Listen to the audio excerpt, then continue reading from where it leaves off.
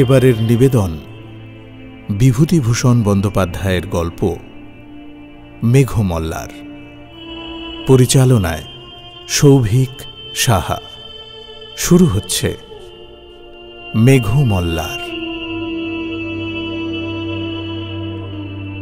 দশপারমিতার মন্দিরে সেদিন যখন সাপুরের খেলা দেখবার জন্য অনেক মেয়ে পুরুষ মন্দিরে জড়ো হয়েছিল, তারই মধ্যে প্রদ্যুম্ন প্রথম লোকটিকে দেখে। সেদিন ছিল জ্যৈষ্ঠ মাসের সংক্রান্তি। চারপাশের গ্রাম থেকে মেয়েরা এসেছিল দশপারমিতার পূজা দিতে। অনেক সাপুরে, গায়ক, বাজিকর এসেছিল। অনেক মালাকার নানান রকমের সুন্দর সুন্দর ফুলের গয়না গড়ে মেয়েদের কাছে বেচবার জন্য এনেছিল। একজন শ্রেষ্ঠী মগধ থেকে দামি রেশমি শাড়ি এনেছিল বেচবার জন্য, আর তারই দোকানে সেদিন মেয়েদের খুব ভিড়। প্রদ্যুম্ন শুনেছিল মন্দিরে একজন বিখ্যাত গায়ক ও বীণ বাজিয়ে আসবেন। সে মন্দিরে গিয়েছিল তাঁরই সন্ধানে, কিন্তু সমস্ত দিন ধরে খুঁজেও প্রদ্যুম্ন তাকে ভিড়ের মধ্যে থেকে বার করতে পারেনি। সন্ধ্যার একটু আগে মন্দিরের উঠোনে একজন সাপুরে অদ্ভুত অদ্ভুত সাপের খেলা দেখাতে আরম্ভ করল, আর তারই চারধারে অনেক মেয়েদের ভিড় জমে গেল। প্রদ্যুম্ন সেখানে দাঁড়িয়ে গেল বটে, কিন্তু তার মন সাপ খেলার দিকে ছিল না। সে ভিড়ের মধ্যে প্রত্যেকটি পুরুষকে মন দিয়ে লক্ষ্য করছিল। যদি চেহারায় ও হাবভাবে বীণ বাজিয়ে ধরা পড়েন। অনেকক্ষণ দেখবার পর তার চোখে পড়ল একজন প্রৌঢ় তার দিকেই তাকিয়ে দাঁড়িয়ে আছেন। তার পরনে অতি মলিন ও জীর্ণ পরিচ্ছদ। কি জানি কেন প্রদ্যুম্নের মনে হল এই সেই গায়ক। প্রদ্যুম্ন লোক ঠেলে তার কাছে যাবার উদ্যোগ করতেই তিনি হাত উঁচু করে প্রদ্যুম্নকে ভিড়ের বাইরে যেতে ইঙ্গিত করলেন। একটু যেতে দিন না। বাইরে আসতেই প্রৌঢ় তাকে জিজ্ঞাসা করলেন, আমি অবন্তীর গাইয়ে সুরদাস, তুমি আমায় খুঁজছিলে না? প্রদ্যুম্ন একটু আশ্চর্য হল। তার মনের কথা ইনি জানলেন কি করে? হ্যাঁ, আপনাকেই খুঁজছিলাম। তুমি আমার অপরিচিত নও। তোমার তোমার পিতার সঙ্গে একসময় আমার যথেষ্ট বন্ধুত্ব ছিল। আমি কাশী গেলেই তোমার পিতার সঙ্গে দেখা না করে আসতাম না। তোমাকে তোমাকে ছোটবেলায় দেখেছি। তোমার বয়স তখন খুব কম।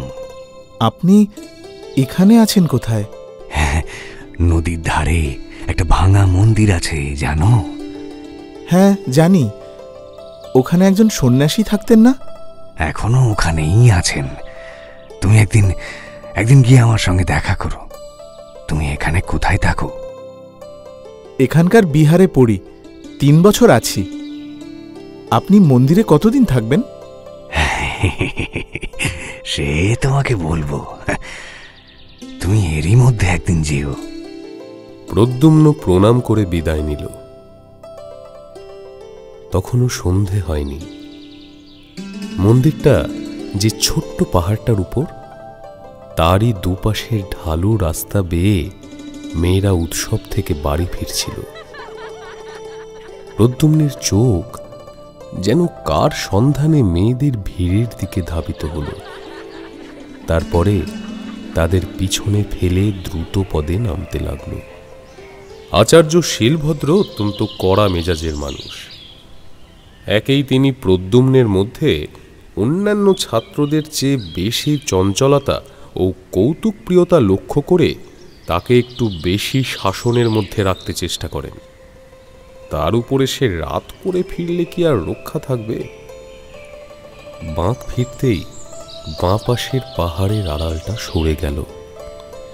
প্রদ্যুম্ন দেখল দূরে নদীর ধারে মন্দিরের চূড়া দেখা যাচ্ছে, আর তার মাথার উপরে ছায়াচ্ছন্ন আকাশ বেয়ে ঝাপসা ঝাপসা পাখির দল ডানা মেলে বাসায় ফিরছে।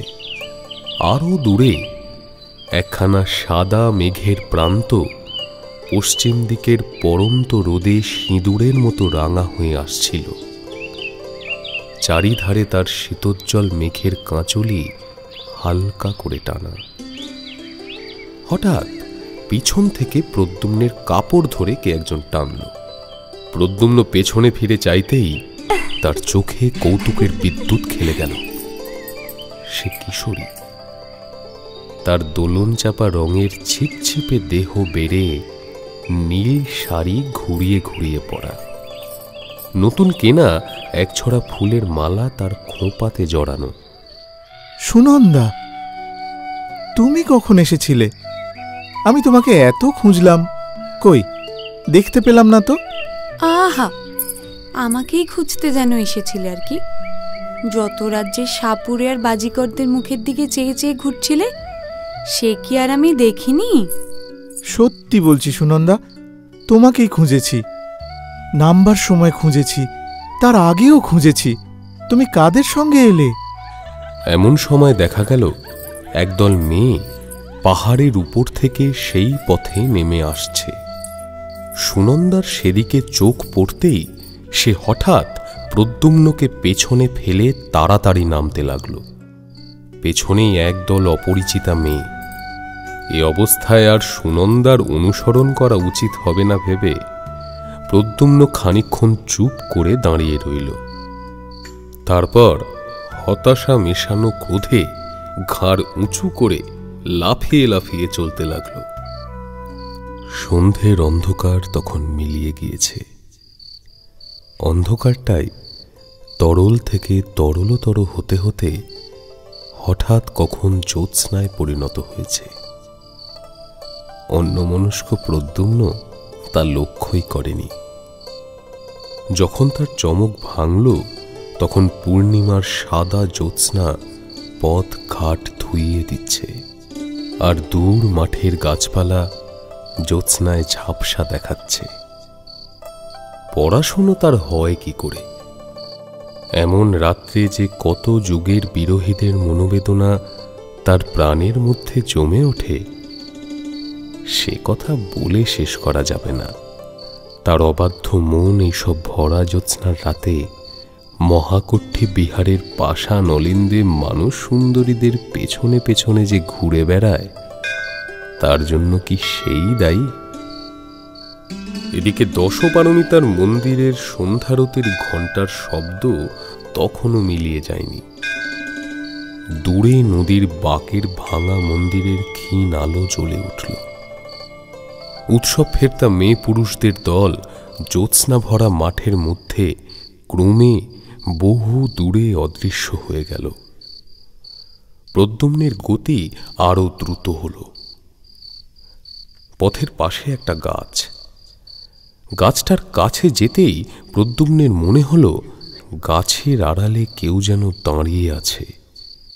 আর একটু এগিয়ে গাছের পাশে যেতেই অত্যন্ত পরিচিত কণ্ঠের মিষ্টি হাসির ঢেউয়ে সে থমকে দাঁড়িয়ে গেল। গাছতলায় সুনন্দা দাঁড়িয়ে, গাছের পাতার ফাঁক দিয়ে চিকচিকে জ্যোৎস্নার আলো পড়ে তার সর্বাঙ্গে আলো আধারের জাল বুনছে। আর একটু হলেই বেশ হতো গাছের তলা দিয়ে চলে যেতে, অথচ আমায় দেখতেই পেতে না। সুনন্দাকে দেখে প্রদ্যুম্ন ভারী খুশি হল। না, তার দেখব কেন? কি না কি হয়েছে গাছতলায় লুকিয়ে থেকে? আর না দেখতে পেলেই বা কি? আমি তোমার উপর ভারী রাগ করেছি সুনন্দা। আহা, দোষ করবেন নিজে, আবার রাগও করবেন নিজে। সেদিন কি বলেছিলে মনে আছে? তা না, যত রাজ্যের সাপুরে আর বাজিকর, আমি তো ওদের ত্রিসীমানায় যাই না। তুমি বড় মানুষের মেয়ে, তোমার কথাই আলাদা। কিন্তু কথাটা কি ছিল বলছিলে? যাও, আর মিথ্যে ভানের দরকার নেই। কি কথা নিজে মনে করে দেখো কে যাও। সেদিন বললে না? বুঝতে পেরেছি। সেই বাঁশি? দেখো ভেবে বলেছিলে কিনা। আমি সেই দুপুর বেলা থেকে এসে বসে আছি। একে তো এলেন বেলা করে, তার ওপর যাও। আচ্ছা সুনন্দা, যদি তুমি আমায় দেখতেই পেয়েছিলে তো আমায় ডাকলে না কেন? আমি কি একা ছিলাম? তাহলে? দুপুরবেলা একা এসেছিলাম, কিন্তু তখন তো আর তুমি আসোনি। তারপর আবার গায়ের সব মেয়েরা চলে এলো, কি করে ডাকবো? আচ্ছা ধরে নিলাম আমার দোষ হয়েছে। দোষ তো হয়েইছে। তবে তুমি যে বারবার সাপুড়ে আর বাজিকরদের কথা বলছো, সাপুড়ে আর বাজিকরদের আমি খুঁজিনি। শুনেছিলাম অবন্তী থেকে একজন বড় বীণ বাজিয়ে আসবেন। তুমি তো জানো আমার অনেক দিন থেকে বীণ শেখবার বড় ইচ্ছে।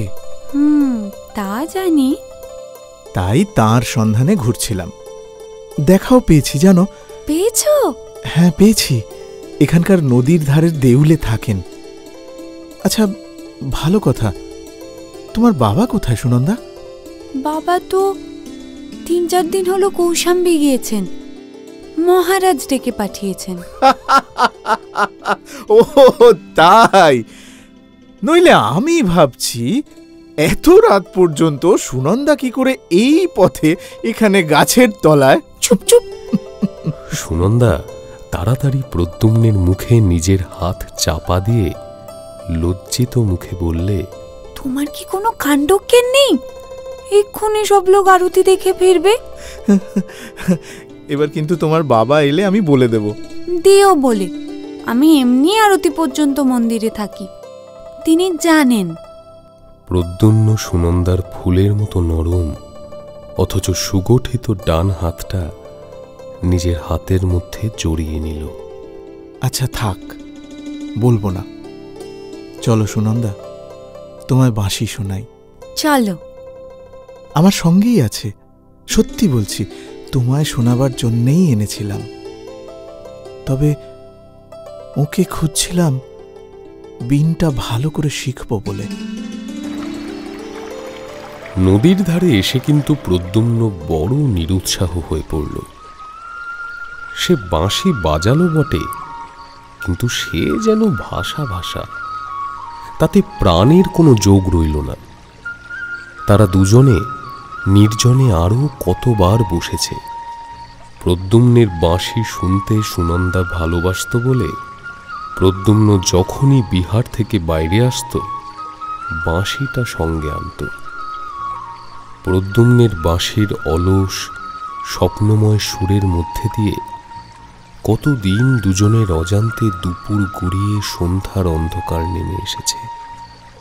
কিন্তু দুজনে এক হলে প্রদ্যুম্নের এরকম নিরুৎসাহ ভাব সুনন্দা আর কখনো লক্ষ্য করেনি। কি জানি কেন প্রদ্যুম্নের বারবার মনে আসছিল সেই অদ্ভুত দর্শন গায়কের কথা।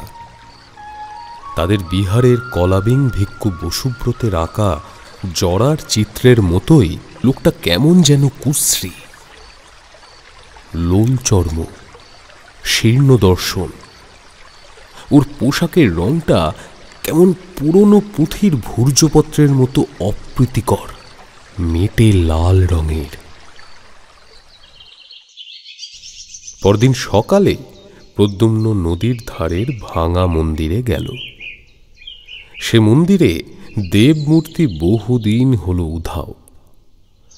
সমস্ত গায়ে বড় বড় ফাটল আর সাপ খোপের বাস। গ্রামের মানুষজন সেদিকে বড় একটা আসে না। একজন আজীবক সন্ন্যাসী প্রায় 7-8 মাস হল সেখানে বাস করছেন। তাঁরই 2-4 জন ভক্ত মাঝে মধ্যে আসত যেত।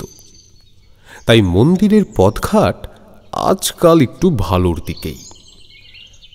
আধো অন্ধকার মন্দিরের মধ্যে প্রদ্যুম্নের সঙ্গে যখন সুরদাসের দেখা হল, সুরদাস প্রদ্যুম্নকে দেখে যেন খুব খুশি হলেন। চলো বাইরে গিয়ে বসি, এখানে বড় অন্ধকার। তারপর যেন আপন মনেই বললেন, হবে, হ্যাঁ হবে, তোমার দ্বারাই হবে। আমি জানতাম, আমি জানতাম। প্রদ্যুম্ন সুরদাসকে দূর থেকে দেখে যে অস্বাচ্ছন্দ্য অনুভব করেছিল, তার কাছে এসে কিন্তু সেই ভাবটা কেটে গেল।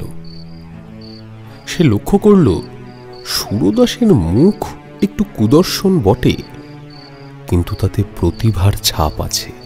হ্যাঁ, আমি ভাবছিলাম তুমি আজ আসবে। আচ্ছা, তোমার পিতা তো একজন প্রসিদ্ধ গায়ক ছিলেন। তুমি নিজে কিছু শিখেছ? হ্যাঁ, আগে তেমন কিছু নয়, ওই একটু আধটু বাঁশি বাজাতে পারি। হ্যাঁ, পারা তো উচিত। তোমার বাবাকে জানতো না এমন লোক দেশে খুব কম আছে। প্রতিটা উৎসবেই কৌশম্বী থেকে তোমার বাবার নিমন্ত্রণ পত্র আসতো। আমি শুনেছি তুমি নাকি বাঁশিতে বেশ মেঘমল্লার আলাপ করতে পারো। হ্যাঁ, আসলে তেমন বিশেষ কিছু নয়, মানে যা মনে আসে তাই বাজাই। তবে মেঘমল্লার মাঝে মাঝে বাজিয়েছি। কই কই দেখি, তুমি কেমন শিখেছ? হ্যাঁ, বাঁশি সব সময়ই প্রদ্যুম্নের কাছেই থাকত। সুনন্দার সঙ্গে কখন দেখা হয়ে যায় বলা তো যায় না। প্রদ্যুম্ন বাঁশি বাজাতে লাগল। তার পিতা তাকে বাল্যকালে যত্ন করে রাগরাগিনী শেখাতেন। তাছাড়া সঙ্গীতে প্রদ্যুম্নের একটা স্বাভাবিক ক্ষমতাও ছিল। তার আলাপ অতি মধুর হল। লতাপাতা ফুলফলের মাঝখান বেয়ে উদার নীল আকাশ আর জ্যোৎস্না রাতের মর্ম ফেটে যে রসধারা বিশ্বে সব সময় ঝরে পড়ছে, তার বাঁশির গানে সেই রসই যেন মূর্ত হয়ে উঠল। সুরদাস বোধহয় এতটা আশা করেননি। তিনি প্রদ্যুম্নকে জড়িয়ে ধরলেন, বললেন, ইন্দ্রদম্নের ছেলে যে এমন হবে সে আর বেশি কথা কি। বুঝতে পেরেছি, তুমি পারবে। তুমি পারবে, আমি আগেও জানতাম।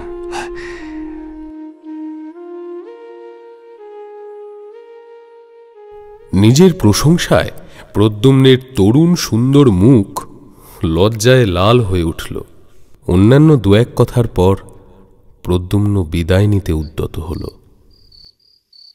শোনো প্রদ্যুম্ন, তোমার সঙ্গে একটা গোপনীয় কথা আছে। তোমাকে বলবো বলে আগেও একবার তোমার খোঁজ করেছিলাম। তোমাকে পেয়ে খুব ভালোই হয়েছে। কথাটা তোমায় বলবো, কিন্তু তার আগে তোমাকে প্রতিজ্ঞা করতে হবে যে এই কথা তুমি কারুর কাছে প্রকাশ করবে না। প্রদ্যুম্ন অত্যন্ত বিস্মিত হল। এই প্রৌঢ়ের সঙ্গে তার মোটে একদিনের আলাপ, এমন কি গোপনীয় কথা ইনি তাকে বলবেন? তুমি ভেবো না, কোনো অনিষ্টজনক ব্যাপার হলে আমি তোমাকে বলতাম না। কথাটা যে ঠিক কি সেটা জানবার জন্য প্রদ্যুম্নের অত্যন্ত কৌতূহল হল। সে প্রতিজ্ঞা করল সুরদাসের কথা সে কারো কাছে প্রকাশ করবে না। নদীর ওই বড় বাঁকে যে ঢিপিটা আছে জানো? জানি তো। ওই ঢিপিটায় বহু প্রাচীনকালে সরস্বতী দেবীর মন্দির ছিল। তাই শুনেছি এদেশে যত বড় বড় গায়ক ছিলেন, শিক্ষা শেষ করে সকলেই আগে ওই মন্দিরে এসে দেবীর পুজো দিয়ে তুষ্ট না করে কাজ আরম্ভ করতেন না। সে অনেক দিনের কথা। তারপর মন্দির ভেঙে চুরে এখন ওই দাঁড়িয়েছে। ওই ঢিপিতে বসে আষাঢ়ী পূর্ণিমার রাতে নিখুঁতভাবে মেঘমল্লার আলাপ করলে সরস্বতী দেবী স্বয়ং গায়কের কাছে আবির্ভূত হন। এই কথা এই দেশে কেউ জানে না। আষাঢ়, শ্রাবণ, ভাদ্র এই 3 মাসের 3 পূর্ণিমায় প্রতিবার যদি তাকে আনতে পারা যায়, তবে তার বরে গায়ক সঙ্গীতে সিদ্ধ হয়। তারপরে সঙ্গীতের কোনো বিষয় তখন গায়কের অজানা থাকে না।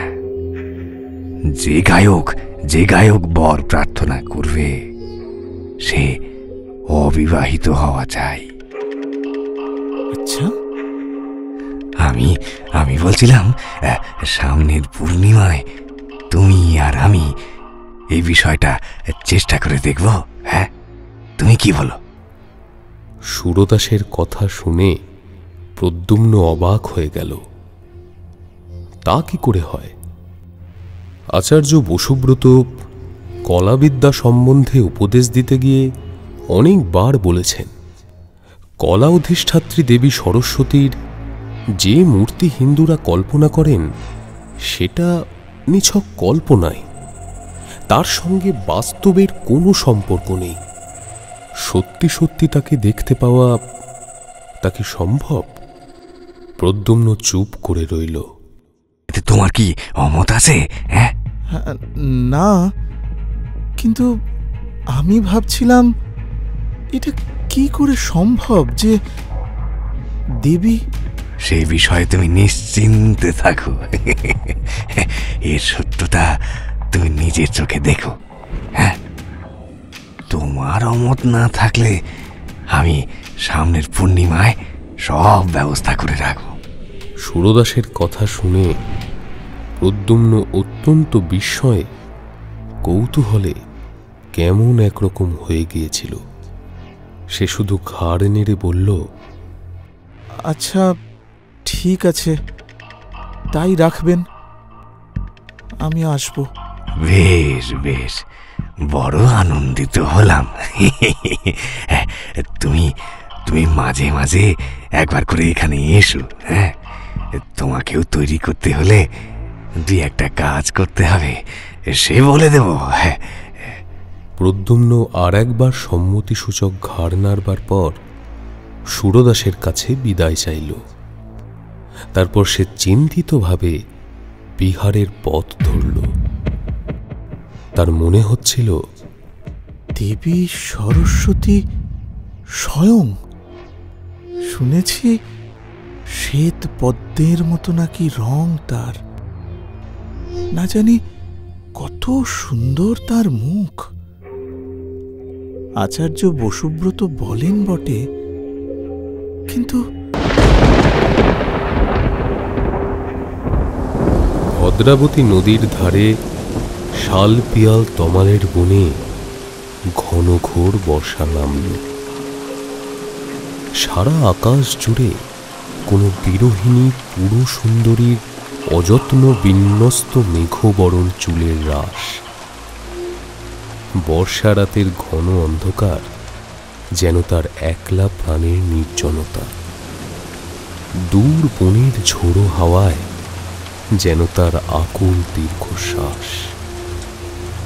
আর তারই প্রতীক্ষাশ্রান্ত আঁখে দুটির অশ্রুভারে ঝড়ো ঝড়ো অবিশ্রান্ত বাড়ি বর্ষণ। আর মেঘমেদুর আকাশের বুকের বিদ্যুৎ চমক যেন তার হতাশ প্রাণে ক্ষণিক আশার মেঘদূত।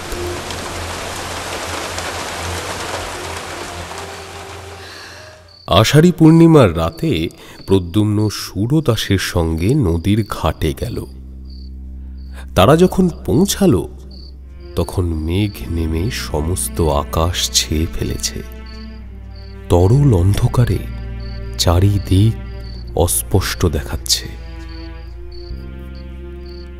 প্রদ্যুম্ন সুরদাসের কথা মতো নদী থেকে স্নান করে এসে পোশাক বদলে নিল। সুরদাসের ক্রিয়াকলাপে প্রদ্যুম্ন বুঝতে পারল তিনি একজন তান্ত্রিক। তাদের বিহারে একজন ভিক্ষু ছিলেন। তিনি যোগাচার্য পদ্মসম্ভবের শিষ্য। তার কাছে তন্ত্রমন্ত্রের কিছু ক্রিয়াকলাপের কথা সে শুনেছিল। সুরদাস অনেকগুলো রক্তজবার মালা সঙ্গে করে এনেছিলেন। তার মধ্যে কতগুলো তিনি নিজে পড়লেন, আর কতগুলো পড়তে বললেন প্রদ্যুম্নকে। তারপর ছোট মরার মাথার খুলিতে তেল সলতে দিয়ে প্রদীপ জ্বালালেন। তার পুজোর আয়োজনে সাহায্য করতে করতে প্রদ্যুম্ন হাঁপিয়ে উঠল। কিন্তু ব্যাপারটা শেষ পর্যন্ত কি দাঁড়ায় সেটা দেখবার জন্য তার এত কৌতূহল হচ্ছিল যে অন্ধকার রাতে একজন প্রায় অপরিচিত তান্ত্রিকের সঙ্গে একা থাকবার ভয়ের দিকটা তার একেবারেই চোখে পড়ল না। ওম হ্রিং ক্রিং ফট স্বাহা। ওম ত্রিকালায় দর্শনায় সহস্রবুদ্ধ্যায় ধায় স্বাহা। ওম হ্রিং ক্রিং। অনেক গভীর রাত্রে হোম শেষ হলো। প্রদ্যুম্ন, হ্যাঁ, তুমি এবার তোমার কাজ আরম্ভ করো। আমার কাজ শেষ হয়েছে। খুব সাবধান, তোমার কৃতিত্বের ওপর এর সাফল্য নির্ভর করছে। এবার তার চোখের ক্ষুধিত দৃষ্টি প্রদ্যুম্নের ভালো লাগলো না, কিন্তু তবু সে এক মনে বসে তার বাঁশিতে মেঘমল্লারের আলাপ আরম্ভ করল। তখন আকাশ বাতাস নীরব। অন্ধকারে সামনের মাঠে কিচ্ছু দেখা যায় না। শালবনের ডালপালার বাতাস লেগে একরকম অস্পষ্ট শব্দ হচ্ছে। মাঠের পাশে শালবনের কাছে দিগন্তের কিনারায় নৈশ প্রকৃতি পৃথিবীর বুকের নরম ঘাসের অন্ধকার বিছানায় তার আঁচল বিছিয়েছে। কিন্তু বিশ্রাম ছিল না শুধু ভদ্রাবতীর। সে কোন অনন্তের সঙ্গে নিজেকে মিশিয়ে দেবার আকুল আগ্রহে এক টানা বয়ে চলেছে, মৃদু গুঞ্জনে, আনন্দ সঙ্গীত গাইতে গাইতে, কুলে তাল দিতে দিতে। এমন সময় হঠাৎ সামনের মাঠ থেকে সমস্ত অন্ধকার কেটে গিয়ে সারা মাঠটা তরল আলোয় প্লাবিত হয়ে গেল। প্রদ্যুম্ন সবিস্ময়ে দেখল মাঠের মাঝখানে শত পূর্ণিমার জ্যোৎস্নার মতো অপরূপ আলোর মণ্ডলে কে এক জ্যোৎস্নাবরণী অনিন্দ সুন্দরী মহিমাময়ী তরুণী। তার নিবিড় কৃষ্ণ কেশরাজি অযত্ন বিন্যস্তভাবে গ্রীবাদেশের পাশ দিয়ে ছড়িয়ে পড়েছে। তার আয়ত নয়নের দীর্ঘ কৃষ্ণপক্ষ কোন স্বর্গীয় শিল্পীর তুলি দিয়ে আঁকা। তার তুষার ধবল বাহুবল্লী দিব্য পুষ্প ভরণে মণ্ডিত। ক্ষীণ কোটি নীল বসনের মধ্যে অর্ধলুক্কায়িত মণিমেখলায় দীপ্তিমান। তার রক্তকমলের মতো পা দুটিকে বুকে পেতে নেবার জন্য মাটিতে বাসন্তী পুষ্পের দল ফুটে উঠেছে। হ্যাঁ, এই তো সেই দেবী, দেবী বাণী। এরই বীণার মঙ্গল ঝঙ্কারে দেশে দেশে শিল্পীদের সৌন্দর্য তৃষ্ণা সৃষ্টিমুখী হয়ে উঠেছে। এরই আশীর্বাদে দিকে দিকে সত্যের প্রাণ প্রতিষ্ঠা হচ্ছে। এরই প্রাণের ভাণ্ডারে বিশ্বের সৌন্দর্য সম্ভার নিত্য অফুরন্ত রয়েছে। শাশ্বত এর মহিমা, অক্ষয় এর দান, চিরনূতন এর বাণী। স্থির দৃষ্টিতে প্রদ্যুম্ন চেয়ে থাকতে থাকতেই দেবীর মূর্তি অল্পে অল্পে মিলিয়ে গেল। জ্যোৎস্না আবার ম্লান হয়ে পড়ল। বাতাস আবার নিস্তেজ হয়ে বইতে লাগল। অনেকক্ষণ ধরে প্রদ্যুম্নের কেমন একটা মোহের ভাব দূর হল না। সে যা দেখল, এ কি স্বপ্ন না সত্যি? অবশেষে সুরদাসের কথায় তার চমক ভাঙল। আমার এখনো কাজ আছে, তুমি ইচ্ছে করলে যেতে পারো, কেমন? হ্যাঁ, আমার কথা যে মিথ্যে নয়, দেখলে তো। হ্যাঁ, মানে এবার সুরদাসের কথা তার কেমন অসংলগ্ন মনে হতে লাগল। মুখের দিকে চেয়ে প্রদ্যুম্ন দেখল আধা অন্ধকারের মধ্যেও তার চোখ যেন জ্বলজ্বল করছে। বিদায় নিয়ে প্রদ্যুম্ন যখন বিহারের দিকে রওনা হল, পূর্ণিমার চাঁদকে তখন মেঘ প্রায় ঢেকে ফেলেছে। অল্প যেটুকু জ্যোৎস্না আছে তা কেমন হলদে রঙের। গ্রহণের সময় জ্যোৎস্নার এরকম রং সে কয়েকবার দেখেছিল।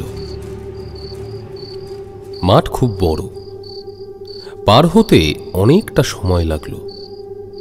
তারপর মাঠ ছাড়িয়ে বড় বনটা আরম্ভ হল।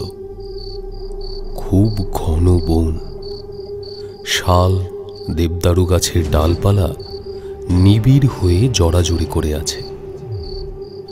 অন্ধকারও খুব, পাছে রাত ভোর হয়ে যায় এই ভয়ে সে খুব তাড়াতাড়ি যাচ্ছিল। যেতে যেতে তার চোখে পড়ল বনের মধ্যে একটা জায়গা দিয়ে যেন খানিকটা আলো বেরোচ্ছে। প্রথমে সে ভাবল গাছের পাতার ফাঁক দিয়ে জ্যোৎস্না এসে পড়েছে, কিন্তু ভালো করে দেখে বুঝল সে আলো জ্যোৎস্নার মতো নয়।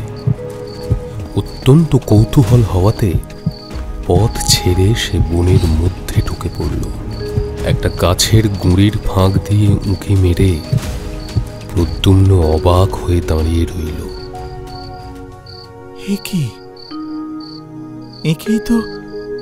একেই তো এইমাত্র মাঠের মধ্যে দেখে এলাম। এই তো সেই অপরূপ সুন্দরী নারী। কি করে সম্ভব? প্রদ্যুম্ন দেখল যাকে এইমাত্র মাঠের মধ্যে সে দেখেছে সেই অপরূপ নারী বনের মধ্যে চারিধারে ঘুরে বেড়াচ্ছেন।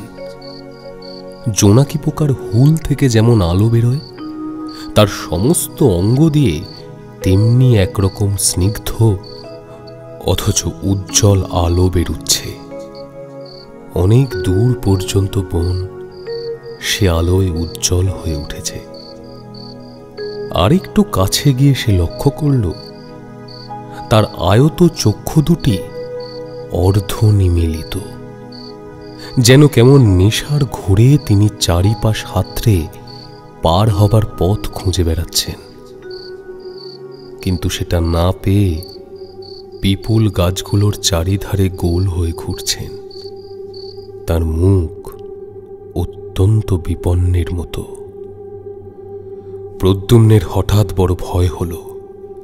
সে ভাবল মাঠে সরস্বতী দেবীর দর্শন থেকে এ পর্যন্ত সমস্ত ঘটনাটাই আগাগোড়া ভৌতিক। এই গভীর রাত্রে শালের বনে একই কাণ্ড। সে আর দাঁড়াল না।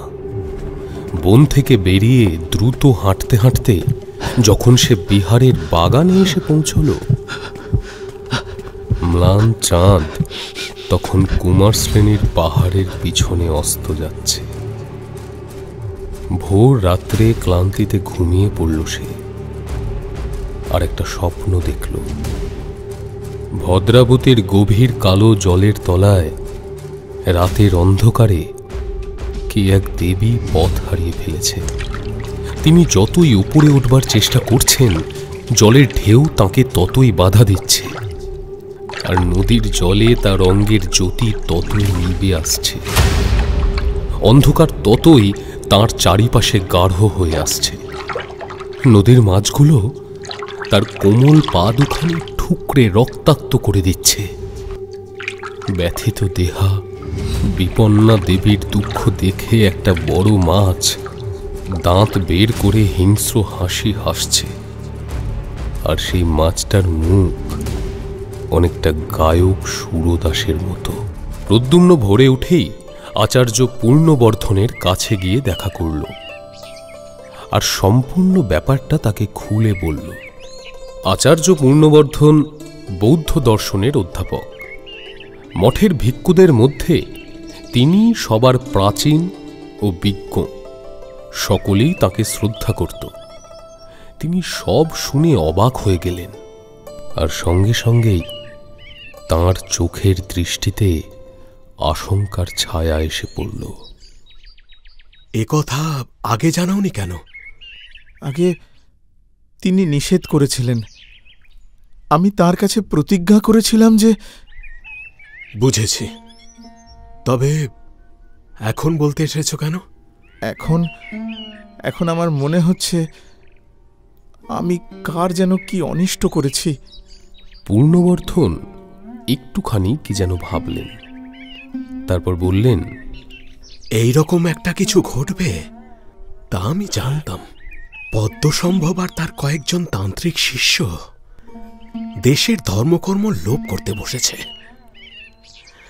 স্বার্থসিদ্ধির জন্য এরা না করতে পারে এমন কোনো কাজই নেই। আর আমি বেশ দেখছি প্রদ্যুম্ন, তোমার এই অবাধ্যতা ও অযথা কৌতুক প্রিয়তাই তোমার সর্বনাশের মূল হবে। সে কি? তুমি কাল রাত্রে অত্যন্ত অন্যায় কাজ করেছ। হ্যাঁ। দেবী সরস্বতীকে বন্দিনী করবার সহায়তা করেছ। হ্যাঁ? হায় ঈশ্বর! এবারে প্রদ্যুম্নের অবাক হওয়ার পালা। তার মুখ দিয়ে কোনো কথা বের হল না। এই সব কুসংসর্গ থেকে দূরে রাখবার জন্যই আমি বিহারের কোনো ছাত্রকে বিহারের বাইরে যাবার অনুমতি দিই না। কিন্তু যাক, তুমি ছেলে মানুষ, তোমারই বা কি দোষ? আচ্ছা, এই সুরদাসকে দেখতে কিরকম বলো দেখি? প্রদ্যুম্ন সুরদাসের আকৃতি বর্ণনা করল। আমি জানি তুমি যাকে সুরদাস বলছো তার নাম সুরদাস নয়। হ্যাঁ? তার বাড়িও অবন্তীতে নয়। সর্বনাশ! সে হচ্ছে প্রসিদ্ধ কাপালিক গুণাঢ্য। ও ভগবান! কার্যসিদ্ধির জন্য তোমার কাছে মিথ্যে নাম বলেছে। কিন্তু আপনি যে বলেছেন... সে ইতিহাস বলছি, শোনো। নদীর ধারে যে সরস্বতী মন্দিরের ভগ্নস্তূপ আছে, ওটা হিন্দুদের একটা অত্যন্ত বিখ্যাত তীর্থস্থান। প্রায় 200 বছর আগে একজন তরুণ গায়ক ওখানে থাকত। তখন মন্দিরের খুব সমৃদ্ধির অবস্থা ছিল না, কিন্তু প্রবাদ আছে যে সেই গায়কটি নাকি মেঘমল্লারে এমন সিদ্ধ ছিল যে আষাঢ়ী পূর্ণিমার রাতে তার আলাপে মুগ্ধ হয়ে দেবী সরস্বতী স্বয়ং তার কাছে আবির্ভূত হতেন। সেই থেকে ওই মন্দির এক প্রসিদ্ধ তীর্থস্থান হয়ে ওঠে। সে গায়ক মারা যাওয়ার পরেও পূর্ণিমার রাতে কোনো সিদ্ধ গায়ক মল্লার আলাপ করলেই দেবী যেন কোন টানে তার কাছে এসে পড়েন। সে কি? হ্যাঁ, এই গুণাঢ্য একবার অবন্তীর প্রসিদ্ধ গায়ক সুরদাসের সঙ্গে ওই ঢিবিতে উপস্থিত ছিল। বুঝলাম। এই সুরদাস মেঘমল্লার সিদ্ধ ছিলেন। তার কানে নাকি সরস্বতী দেবী স্বয়ং তার সামনে আবির্ভূত হয়ে তাকে বর প্রার্থনা করতে বলেন। এ কি সত্যি? সুরদাস প্রার্থনা করেন তিনি যেন দেশের সঙ্গীতজ্ঞ ব্যক্তিদের মধ্যে শ্রেষ্ঠ হয়ে ওঠেন। দেবী সরস্বতী তাকে সেই বরই দেন। আচ্ছা। তারপর দেবী যখন গুণাঢ্যকে বর প্রার্থনার কথা বলেন, তখন সে দেবীর রূপে মুগ্ধ হয়ে তাকেই প্রার্থনা করে বসে। সর্বনাশ! দেবী বলেছিলেন তাকে পাওয়া নির্গুণের কাজ নয়। তার নাম গুণাঢ্য হলেও কার্যত তার মধ্যে এমন কোনো কলা নৈপুণ্য নেই যে সে তাকে পেতে পারে। অনেক জীবন ধরে সাধনার প্রয়োজন। দেবী অন্তর্হিত হওয়ার পর গুণাঢ্যের মোহ আরো বেড়ে যায়। সঙ্গে সঙ্গে দেবীর ওপর তার অত্যন্ত রাগ হয়। সে তন্ত্রের বলে দেবীকে বন্দিনী করবার জন্য উপযুক্ত তান্ত্রিক গুরু খুঁজতে থাকে। তারপর? তারপর আর কি, খবর শুনেছি যে সে এক সন্ন্যাসীর কাছে তন্ত্রশাস্ত্রের উপদেশ নিত। সন্ন্যাসী কিছুদিন পর তার হীন উদ্দেশ্য বুঝতে পেরে তাকে তাড়িয়ে দেন। এইসব কথা এখানকার পুরনো লোকেরাই জানেন। এরপর তার খবর অনেকদিন পাইনি। ভেবেছিলাম সে এদেশ থেকে চলে গেছে, কিন্তু এখন তোমার কথা শুনে মনে হচ্ছে কাল রাত্রে বোধহয় কৃতকার্য হয়েছে। এতদিন ওই উদ্দেশ্যেই কোথাও তন্ত্র সাধনা করছিল। যাকে তুমি এক কাজ করো, তুমি এক্ষুনি মন্দিরে যাও, গিয়ে খোঁজ করো যে সে এখনো ওখানে আছে কিনা। যদি থাকে তাহলে আমায় খবর দিও।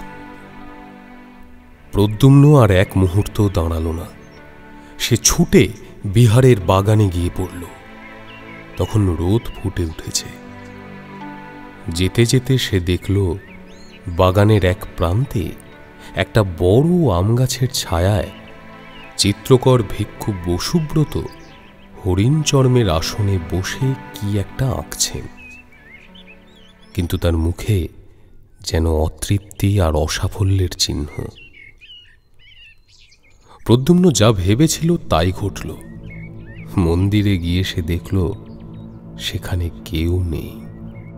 গুণাঢ্য তো নেই, এমনকি সেই আজীবক সন্ন্যাসীও নেই। শুধুমাত্র দু একটা জবায়ু পানের ঘট আর আগুন জ্বালাবার জন্য কিছু শুকনো কাঠ এদিক ওদিক ছড়ানো রয়েছে।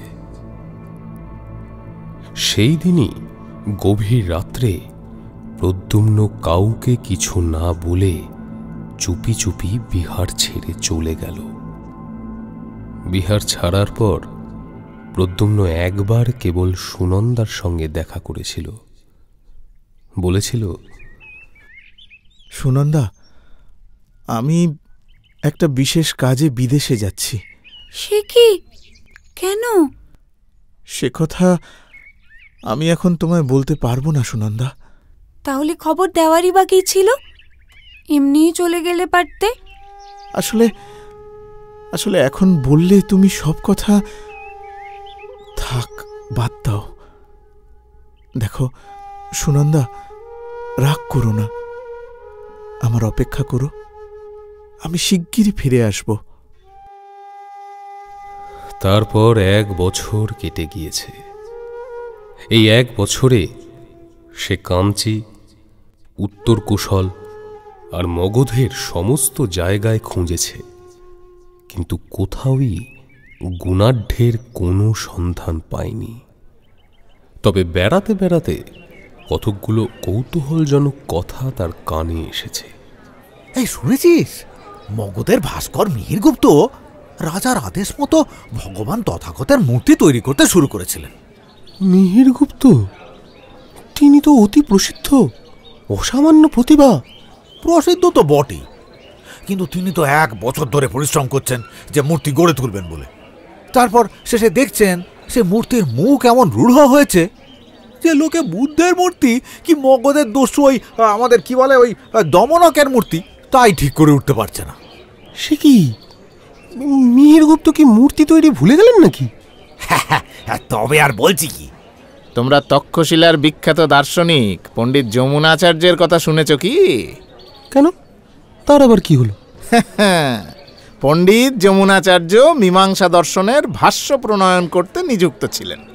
তা হঠাৎ তার নাকি এমন দুর্দশা ঘটেছে যে তিনি আর সূত্রের অর্থই উদ্ধার করতে পারছেন না। আবার ওই বৈদিক ব্যাকরণের সুবন্ত প্রকরণ থেকে পড়তে আরম্ভ করেছেন। বোঝো কাণ্ড। আরে ওদিকে মহাকর্টি বিহারের যে চিত্রবিদ্যা শিক্ষক, তার কথা শুনেছ তো? কে? ভিক্ষু বসুব্রত? তিনি তার ওই যে বুদ্ধ সুজাতা ছবি কানা, বুঝলে? হ্যাঁ, 1 বছর ধরে চেষ্টা করছেন মনের মতো করে আঁকতে, কিন্তু তাও মনের মতো করে আঁকতেই পারছেন না। সে কি এই তারপর আর কি, আঁকতে না পেরে তিনি নাকি ছবি আঁকাই ছেড়ে দিয়েছেন। বলো কি? হ্যাঁ, তাই তো দেখে আসছি ভাই। ছবি আঁকা ছেড়ে দিয়ে তিনি নাকি ওই শাকুন শাস্ত্রের চর্চায় উৎসাহ দেখাচ্ছেন। হঠাৎ একদিন প্রদ্যুম্ন জানতে পারল উরুবিল্ল গ্রামের কাছে একটা নির্জন জায়গায় একজন গো চিকিৎসক এসে বাস করছেন, আর তার চেহারার বর্ণনার সঙ্গে সুরদাসের অনেকটা মিল। তখনই সে গ্রামে গিয়ে অনেককে জিজ্ঞাসা করল, কিন্তু কেউই সেই গো চিকিৎসকের সন্ধান দিতে পারল না। ঘুরতে ঘুরতে অবসন্ন অবস্থায় উরুবিল্ল গ্রামের প্রান্তরে একটা বড় বটগাছের ছায়ায় সে বসেছে। তখনও সন্ধে হয়নি। ঝিরঝিরে বাতাসে গাছের পাতাগুলো নাচছে। পাশের মাঠে পাকা শস্যের শীষগুলো সোনার মতো চিকমিক করছে। আর একটু দূরে একটা ডোবার মতো জলাশয়ে বিস্তর শালুক ফুল ফুটে আছে। অনেকগুলো বুনো হাঁস খেলা করছে। কাছেই একটা ছোট্ট পাহাড়, আর তার গা বেয়ে ঝর্ণা নেমে আসছে। আর নিচে এক জায়গায় ঝর্ণার জল খানিকটা আটকে গিয়ে একটা ডোবার মতো জলাশয় তৈরি করেছে। প্রদ্যুম্নের হঠাৎ চোখে পড়ল পাহাড়ের গা বেয়ে ধাপে ধাপে কোমরে ঘট নিয়ে এক মহিলা নেমে আসছেন। কেমন সন্দেহ হওয়াতে সে দ্রুত এগিয়ে গেল। তারপর ডোবার একদিকের উঁচু পাড়ে গিয়ে দেখেই তার মাথাটা যেন ঘুরে উঠল। এই কি, এই তো তিনি ভদ্রাবতীর তীরে শালবনে। ইনি তো পথ হারিয়ে ঘুরছিলেন। কি করে সম্ভব? প্রদ্যুম্নের চিনতে ভুল হয়নি। জ্যোৎস্না রাতে মাঠের মধ্যে একেই সে দেখেছিল। তবে তার অঙ্গের সে জ্যোতির এক কণাও আর নেই। তার পরনে অতি মলিন এক বস্ত্র, কিন্তু সেই চোখ, সেই সুন্দর গঠন। অনেকক্ষণ দাঁড়িয়ে দেখে তার আর কোনো সন্দেহ রইল না যে এই তিনি। তার মনের মধ্যে একটা গোলমাল বেঁধে গেল। উত্তেজনার মাথায় বিহার ছেড়ে সে এতদিন সুরদাসের খোঁজ করে বেড়াচ্ছিল বটে, কিন্তু দেখা পেলে যে কি করবে তা সে ভাবেনি। কাজেই একরকম লুকিয়েই সেখান থেকে সে চলে এলো। এরপর থেকে রোজ সন্ধ্যায় প্রদ্যুম্ন এসে বটগাছের তলায় বসে, আর রোজই সন্ধ্যার আগে দেবী পাহাড়ের গায়ের পথ বেয়ে নেমে আসেন, আর আবার সন্ধ্যার সময় কাঁখে ঘট নিয়ে ধাপে ধাপে উঠে চলে যান। প্রদ্যুম্ন রোজ বসে দেখে। এইভাবে কিছুদিন কেটে গেল। একদিন প্রদ্যুম্ন মাঠের গাছতলায় চুপ করে বসে আছে। ঠিক সেই সময় দেবী জলাশয়ে নামলেন, আর প্রদ্যুম্ন সেও কি একটা ভেবে ডোবার এদিকের পাহাড়ের দিকে দাঁড়ালো। দেখল দেবী ঘট নামিয়ে রেখে শালুক ফুল সংগ্রহে বড় ব্যস্ত হয়ে পড়েছেন। একটা বড় ফুল জলাশয়ের এপারের দিকে এগিয়ে বেশি জলে ফুটেছিল। তিনি সেটা নেওয়ার জন্য খানিকটা বৃথা চেষ্টা করবার পর চোখ তুলে অপর পারে প্রদ্যুম্নকে দেখতে পেলেন, আর একটু অপ্রতিভের মতো হাসি হাসলেন। তারপর হাসি মুখে তার দিকে চেয়ে বললেন, ফুলটা আমায় তুলে দেবে? দেব, যদি আপনি এক কাজ করেন। কি বলো? মানে আমায় কিছু খেতে দেবেন। আমি সমস্ত দিন কিছু খাইনি। দেবীর মুখে ব্যথার চিহ্ন দেখা দিল। তা এতক্ষণ বলনি কেন?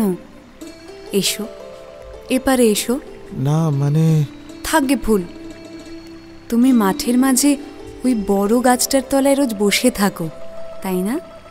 প্রদ্যুম্ন তাঁর হাতে ফুলটা দিয়ে বলল, হ্যাঁ, আসলে আমিও দেখি আপনি সন্ধ্যের সময় রোজই জল নিতে আসেন। ওই যে ওই পাহাড়ের ওপর আমাদের ঘর। ও আচ্ছা, চলো, তুমিও আমার সঙ্গে চলো, তোমায় খেতে দিই গে। আচ্ছা বেশ, চলুন।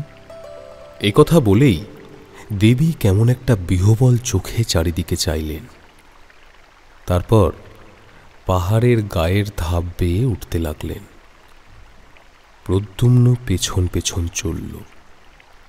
পাহাড়ের উপরে উঠে গিয়ে একটু দূরে বুনো বাঁশঝাড়ের আড়ালে বেশ পরিষ্কার একটা ছোট্ট কুটির। দেবী বন্ধ দুয়ার খুলে ঘরের মধ্যে গিয়ে প্রদ্যুম্নকে বললেন, এসো, ভেতরে এসো। কুটিরে আর কেউ নেই? আপনি কি এখানে একা থাকেন? না, তবে আসলে এক সন্ন্যাসী আমাকে সঙ্গে করে নিয়ে এসেছেন এখানে। ও, কিন্তু তিনি কি করেন জানি না। মাঝে মাঝে এখান থেকে চলে যান, 5-6 দিন পরে আবার ফিরে আসেন। আচ্ছা, বসো, তুমি এখানে বসো। হ্যাঁ। দেবী মাটির ঘট ভর্তি করে তাকে জবাগু পান করতে দিলেন। স্বাদ অমৃতের মতো। এমন সুস্বাদু জবাগু সে আগে কখনো পান করেনি। প্রদ্যুম্নর মনে হল, যদি আচার্য পূর্ণবর্ধনের কথা সত্যি হয়, আর সে স্বচক্ষে যা দেখেছে তা যদি ইন্দ্রজাল না হয়, তবে এই তো দেবী সরস্বতী তার সামনে দাঁড়িয়ে। তার জানবার কৌতূহল হল ইনি নিজের সম্বন্ধে কি বলেন। সে জিজ্ঞাসা করল, আচ্ছা, আপনারা এর আগে কোথায় ছিলেন? আপনার দেশ কোথায়? দেবী কাঠের একটা বড় পাত্রে আহার্য পরিবেশনে ব্যস্ত ছিলেন। প্রশ্ন শুনে অবাক দৃষ্টিতে তিনি প্রদ্যুম্নের দিকে তাকালেন। আমার কথা বলছো? হ্যাঁ। আমার দেশ কোথায় আমি জানি না। সে কি? আমি নাকি ওই বিদিশার পথের ধারে এক ভাঙা মন্দিরে অচেতন অবস্থায় পড়েছিলাম। হ্যাঁ? সন্ন্যাসী নাকি আমাকে এখানে নিয়ে এসেছেন। ও, সেই থেকেই এখানেই আছি। তার আগে কোথায় ছিলাম তা আমার মনে পড়ে না। তিনি অন্যমনস্কভাবে বাইরের সন্ধ্যার রক্তিম আকাশের দিকে চেয়ে রইলেন, যেখানে উড়বিল্ল গ্রামের প্রান্তরে বনরেখার মাথায় সূর্য হেলে পড়েছে। চেয়ে থাকতে থাকতে কি যেন মনে আনবার চেষ্টা করলেন, বোধহয় মনে এলো না। হঠাৎ কি ভেবে তার পদ্মের পাপড়ির মতো চোখ দুটি বেয়ে ঝরঝর করে জল ঝরে পড়ল। তাড়াতাড়ি আঁচলে চোখ মুছে তিনি প্রদ্যুম্নের সামনে অন্নে পূর্ণ কাঠের থালা রাখলেন। খাবার জিনিস তেমন কিছুই নেই। এক কাজ করো, আমি পদ্মের বীজ শুকিয়ে রেখেছি, তাই দিয়ে রাত্রে পায়েস তৈরি করে খেতে দেব, কেমন? বরং সকালে যেও। প্রদ্যুম্নের চোখে জল আসছিল। ওগো বিশ্বের আত্মবিস্মৃতা সৌন্দর্য লক্ষ্মী, বিদিশার মহারাজের আর মহাশ্রেষ্ঠীর সমবেত রত্ন ভাণ্ডার তোমার পায়ের এক কণা ধুলোরও যোগ্য নয়। সে দেশের পথের ধুলো এমন কি পুণ্য করেছে মা, যে তুমি সেখানে পড়ে থাকতে যাবে? খাওয়া শেষ হলে প্রদ্যুম্ন বিদায় চাইল। দেবীর চোখে তখন হতাশার দৃষ্টি। রাতটা থাকোই না কেন? ওই যে তোমাকে বললাম রাতে পায়েস রেঁধে দেব। আপনার এখানে রাত্রে একা থাকতে ভয় করে না? খুব ভয় করে। ওই ওই বেতের বনে অন্ধকারে কি যেন নড়ে। ভয়ে আমি দৌড় খুলতে পারি না, ঘুম হয় না জানো। সারা রাত জেগে বসে থাকি। এত কিছুর মধ্যেও প্রদ্যুম্নের হাসি পেল। সে ভাবল, রাত্রে একা থাকতে ভয় করে বলে পায়েসের লোভ দেখিয়ে দেবী তাকে সঙ্গে রাখতে চান। আচ্ছা, রাত্রে থাকব। দেবীর মুখ আনন্দে উজ্জ্বল হয়ে উঠল।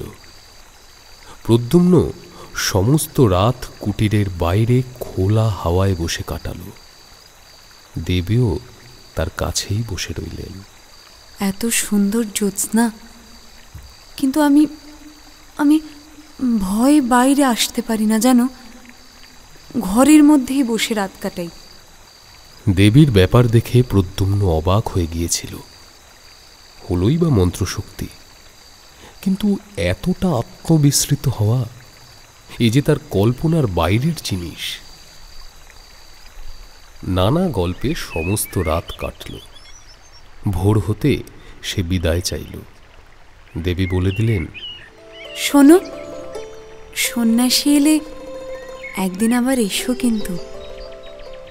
সেই দিন থেকে প্রতি রাত্রে সে দেবীর অলক্ষ্যে পাহাড়ের নিচে বসে কুটিরের দিকে চেয়ে থাকত, পাহারা দিত। তার তরুণ বীর হৃদয় এক ভীরু নারীকে একা বনের মধ্যে ফেলে রাখার বিরুদ্ধে বিদ্রোহ তুলেছিল। 10-15 দিন কেটে গেল। একদিন প্রদ্যুম্ন শুনত দেবী অনেক রাত্রে একা একা গান গাইছেন। সে গান পৃথিবীর মানুষের গান নয়, সে গান প্রাণধারার আদিম ঝর্ণার গান, সৃষ্টিমুখী নিহারিকাদের গান, অনন্ত আকাশে দিক হারা কোনো পথিক তারার গান। একদিন দুপুরবেলা গ্রামের এক লোক তাকে খবর দিল, এই যে ভাই, তোমাকেই খুঁজছিলুম। তুমি যে গো বৈদ্যের কথা বলেছিলে না, তাকে এইমাত্র দেখে এলুম গো, পথের ধারে পুকুরে স্নান করছে। এ কথা শুনেই ছুটতে ছুটতে সে গিয়ে পুকুরের ধারে উপস্থিত হল, আর দেখল এ তো সত্যিই গুণাঢ্য। পুকুরের ধারে কাপড়ের পুঁটলি নামিয়ে রেখে পুকুরে স্নান করতে নেমেছেন। সে অপেক্ষা করতে লাগল। একটু পরেই গুণাঢ্য পোশাক বদলে উপরে উঠে এলেন, আর প্রদ্যুম্নকে দেখেই কেমন যেন অবাক হয়ে গেলেন। তুমি এখানে? আমি কেন এখানে তা বুঝতে পারেননি? তুমি এখন বলছো বলে নয় প্রদ্যুম্ন, আমি এ কাজ করবার পর যথেষ্ট অনুতপ্ত হয়ে আছি। প্রতি রাতে ভয়ানক স্বপ্ন দেখি। তাই নাকি? কারা যেন বলছে তুই যে কাজ করেছিস এর শাস্তি অনন্ত নরক। আমি এজন্যই 15 দিন আগে আমার গুরু সেই আজীবক সন্ন্যাসীর কাছে গিয়েছিলাম। বেশ, তাঁরই কাছে এ বশীকরণ মন্ত্র আমি শিখেছিলাম। এর এমনি শক্তি যে মনে করলে আমি যাকে ইচ্ছে বাঁধতে পারি, কিন্তু আনতে পারি না। মন্ত্রের বন্ধন শক্তি থাকলেও আকর্ষণী শক্তি নেই। এই জন্যই আমি তোমাকে সঙ্গে নিয়েছিলাম। আমি নিজেই সঙ্গীতের কিছু জানি না তা নয়, কিন্তু আমি জানতাম যে তুমি মেঘমল্লারের সিদ্ধ। তোমার গানে দেবী ওখানে আসবেনি। এলে তারপর মন্ত্রে বাঁধব। এর আগে আমার বিশ্বাসই ছিল না যে এমন একটা ব্যাপার হওয়া সম্ভব। অনেকটা মন্ত্রের গুণ পরীক্ষা করবার কৌতূহলেই আমি এই কাজটা করেছিলাম। এখন আমার গুরুর কাছ থেকেই আসছি। তিনি সব শুনে একটা মন্ত্র শিক্ষা দিয়েছেন। এটা আগের মন্ত্রের বিরোধী। সেই মন্ত্রপুত জল দেবীর গায়ে ছড়িয়ে দিলে তিনি আবার মুক্ত হবেন বটে, কিন্তু তার কোনো উপায় নেই। উপায় নেই মানে? প্রদ্যুম্নর মনে পড়ল দেবীর চোখ দুটির অসহায় দৃষ্টির কথা। যদি তা না হয় তাহলে তাকে যে চিরদিন বন্দী হয়ে থাকতে হবে। যুগে যুগে যে উদার উচ্চ প্রেরণা আগে এসে তরুণদের নির্মল প্রাণে পৌঁছয়, আজও প্রদ্যুম্নের প্রাণে তার ঢেউ এসে লাগল। সে ভাবল, একটা জীবন তুচ্ছ। তার রাঙা পা দুখানিতে একটা কাঁটা ফুটলে তা তুলে দেওয়ার জন্যই সে শতবার জীবন দিতে প্রস্তুত। হঠাৎ গুণাঢ্যের দিকে তাকিয়ে সে বলল, চলুন, আমি যাব আপনার সঙ্গে। আমায় সে মন্ত্রপুত জল আপনি দেবেন। গুণাঢ্য অবাক হয়ে প্রদ্যুম্নের দিকে চাইলেন। ভালো করে ভেবে দেখো, এ কাজ ছেলে খেলা নয়, এ কাজ। আমি বলছি তো, চলুন আপনি। তারা যখন কুটিরের কাছাকাছি এলো তখন গুণাঢ্য বললেন, প্রদ্যুম্ন, আর একবার ভালো করে ভেবে দেখো, কোনো মিথ্যে আশায় ভুলো না। এ থেকে তোমায় উদ্ধার করবার ক্ষমতা কারোর হবে না, দেবীরও না। মন্ত্র বলে তোমার প্রাণ শক্তি চিরকালের জন্য জড়ো হয়ে যাবে। বুঝে দেখো, মন্ত্র শক্তি নির্মম অমোঘ, কাউকে রেহাই দেবে না। আপনি কি ভাবেন আমি কিছু গ্রাহ্য করি? কিচ্ছু না, আপনি চলুন। কুটিরে গিয়ে তারা যখন উপস্থিত হল তখন রোদ বেশ পড়ে এসেছে। দেবী কুটিরের বাইরে ঘাসের উপর অন্যমনস্কভাবে চুপ করে বসেছিলেন। প্রদ্যুম্নকে দেখে তিনি অত্যন্ত আনন্দিত হলেন। তুমি এসেছো? এসো এসো। আমি তোমার কথা প্রায়ই ভাবি। তোমায় সেদিন কিছু খেতে দিতে না পেরে আমার খুব মন খারাপ হয়েছিল। আরে না না, এখন এখন কিন্তু তুমি এখানে কিছুদিন থাকবে, কেমন? তিনি দুজনকে খেতে দেবার জন্য ব্যস্ত হয়ে কুটিরের মধ্যে চলে গেলেন। কই, আমায় মন্ত্রপুত জল দিন তবে। সত্যি তাহলে তুমি তুমি এতে প্রস্তুত? আমায় আর কিছু বলবেন না, আপনি জল দিন। দেবী কুটিরের মধ্যে খাওয়ার জায়গা করে দুজনকে খেতে দিলেন। খাওয়া যখন শেষ হলো তখন সন্ধ্যার আর বেশি দেরি নেই। কাছের বেদবনে ছায়া নেমে আসছে। রাঙা সূর্য আবার উরুবিল্ল গ্রামের উপর ঝুঁকে পড়েছেন। আর সেই গোধূলির আলোয় দেবীর মুখপদ্মে অপরূপ শ্রী ফুটে উঠল। তারপর তিনি ঘট কাঁখে নিয়ে রোজকার মতো নিচের ঝর্ণায় জল আনতে নেমে গেলেন। আমি এখান থেকে চলে যাই, তারপর এই ঘটের জল দেবীর গায়ে ছিটিয়ে দিও। তার চোখে জল ভরে এলো। আবেগ ভরে তিনি প্রদ্যুম্নকে আলিঙ্গন করে বললেন, আমি আমি কাপুরুষ, আমার সাহস নেই।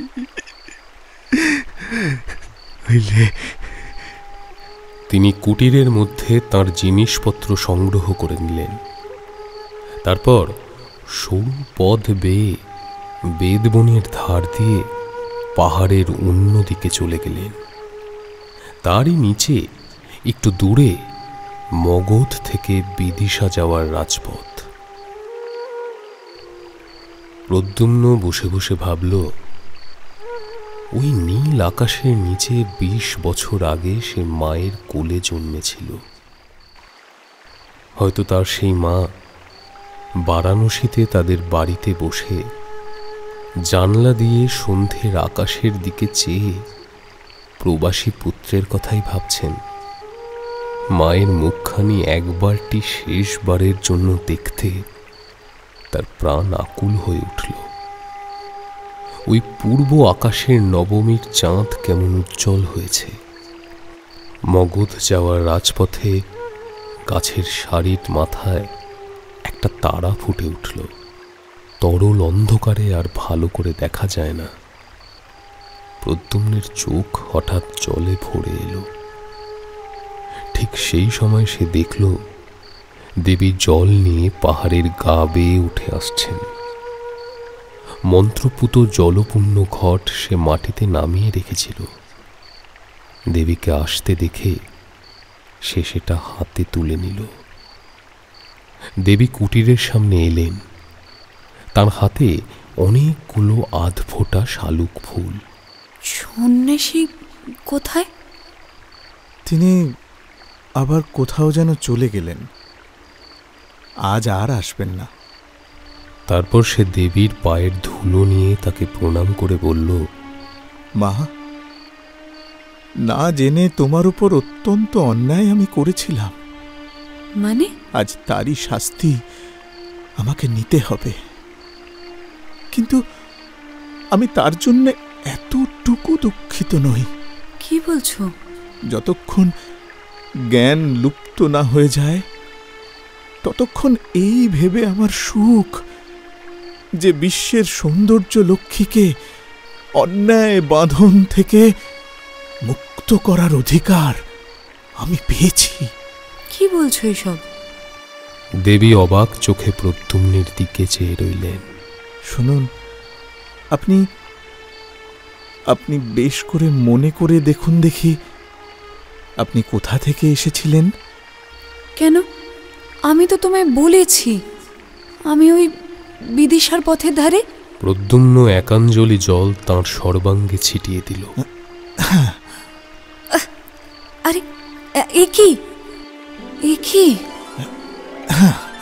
আর তৎক্ষণাৎ ঘুম থেকে জেগে ওঠার মতো দেবী যেন চমকে উঠলেন। প্রদ্যুম্ন দৃঢ় হাতে আরো এক আঁজলা জল দেবীর সর্বাঙ্গে ছড়িয়ে দিল।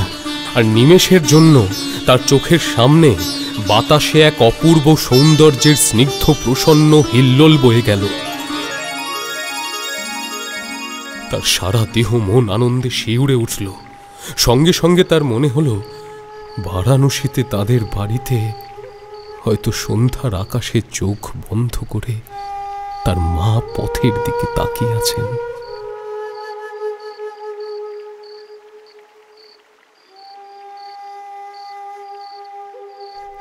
কুমার শ্রেণীর বিহারে আচার্য শিলব্রতর কাছে একটি মেয়ে অল্প বয়সে দীক্ষা গ্রহণ করে।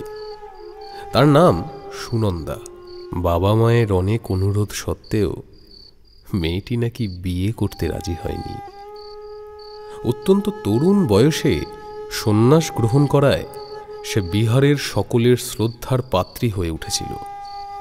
সে কিন্তু কারোর সঙ্গে তেমন মিশত না, নিজের কাজে সময় কাটাত, কেমন যেন অন্যমনস্ক হয়ে থাকত।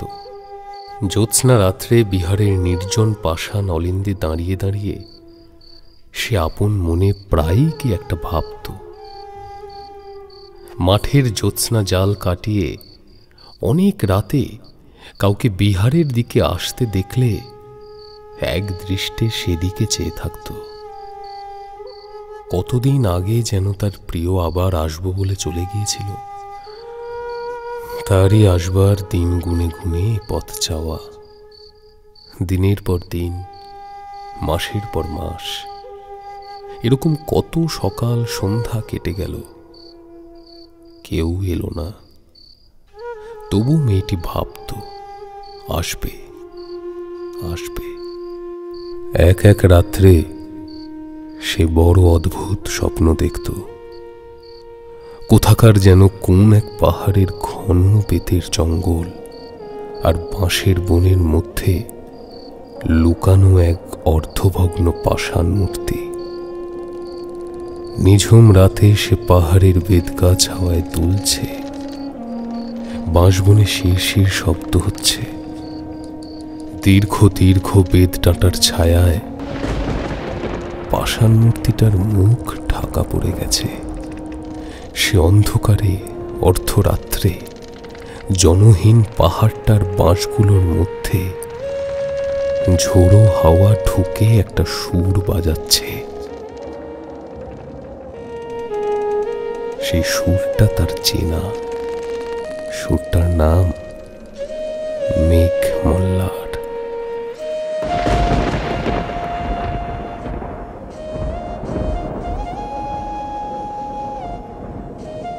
শুনলেন বিভূতিভূষণ বন্দ্যোপাধ্যায়ের গল্প মেঘমল্লার। প্রযোজনা শান্তনু চ্যাটার্জি। কথক ও দ্বিতীয় লোকের চরিত্রে সৌমিক মৈত্র, প্রদ্যুম্ন, সূত্রধার এবং তৃতীয় লোক দেবব্রত ব্যানার্জি। গুণাঢ্য শুভজিৎ চ্যাটার্জি। সুনন্দা ও দেবীর চরিত্রে মৌলি ভৌমিক। পূর্ণবর্ধন জয়দীপ সেন। শব্দগ্রহণ সুরজিৎ গাঙ্গুলি ও গোপাল দাস। আবহ ও শব্দ নিয়ন্ত্রণ গোপাল দাস। কিবোর্ডে বাঁশিতে রাগ মেঘমল্লার বাজিয়েছেন সুব্রত বোস। পোস্টার অলিপা। গল্পের অডিও রূপান্তর প্রথম লোকের চরিত্রে এবং সমগ্র পরিচালনায় সৌভিক সাহা। গল্পের কাহিনী এবং সমস্ত চরিত্র লেখকের কল্পনাপ্রসূত। বাস্তবের সঙ্গে কোনো মিল থেকে থাকলে তা সম্পূর্ণ অনিচ্ছাকৃত ও কাকতালীয়। এই অডিও পরিবেশনা শুধুমাত্র মনোরঞ্জনের জন্য। এর উদ্দেশ্য কোনোভাবেই কোনো জাতি, রাষ্ট্র, ব্যক্তি, জাত, কোনো বিশেষ পেশা বা ধর্মকে আঘাত করা নয়। অডিও রূপান্তরের প্রয়োজনে গল্পের ভাষায় সামান্য পরিবর্তন করা হয়েছে। মদ্যপান, ধূমপান, মাদক সেবন স্বাস্থ্যের পক্ষে ক্ষতিকর। এই গল্পে তন্ত্রমন্ত্র এবং অলৌকিকের উল্লেখ থাকলেও তা আছে শুধুমাত্র শ্রোতাদের মনোরঞ্জনের জন্য। কোনো রকম অন্ধবিশ্বাস ও কুসংস্কারকে গুরুত্ব দেওয়া আমাদের উদ্দেশ্য নয়। এমন আরও অনেক গল্প রয়েছে আমাদের কাছে। সব গল্প শুনতে চ্যানেলটি অবশ্যই সাবস্ক্রাইব করুন। বেল আইকন প্রেস করতে ভুলবেন না যেন।